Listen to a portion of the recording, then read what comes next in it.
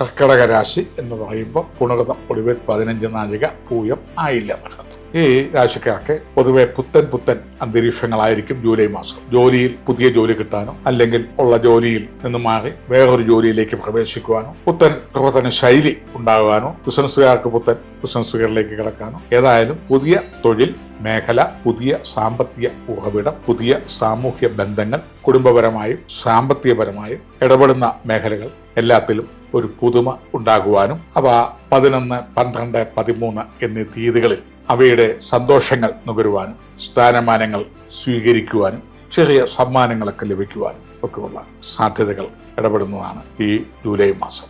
അത് പ്രത്യേകിച്ച് കൂടുതൽ നല്ല ദിവസങ്ങൾ ജൂലൈ 11, ജൂലൈ 12, ജൂലൈ 13 തീയതികളിൽ സാമ്പത്തിക ലബ്ധി, പുതിയ തൊഴിൽ മേഖല, പുതിയ വിശിഷ്ട അതിഥികളുമായിട്ടുള്ള ചങ്ങാത്തം, സൗഹൃദം, അതുപോലെ ചെറിയ തോതിലുള്ള ദാമ്പത്യ പ്രശ്നങ്ങളിൽ നിൽക്കുന്നവരും പിണങ്ങി നിൽക്കുന്ന കമിതാക്കൾക്കും ബന്ധുജനങ്ങൾക്കും സന്താനങ്ങളും ഒക്കെ ആയിട്ട് ഈ 11, 12 തീയതികളിൽ ഒരു ആശംസ അല്ലെങ്കിൽ ഒരു നല്ലൊരു കൂടിച്ചേരൽ അല്ലെങ്കിൽ ഒരു ആത്മസംതൃപ്തിയോട് കൂടിയിട്ടുള്ള സംഭാഷണങ്ങൾ എന്നിവയൊക്കെ ഉണ്ടാകുവാനും ഒത്തുചേരാനും ഒക്കെ ഉള്ള സാധ്യതയുണ്ട്.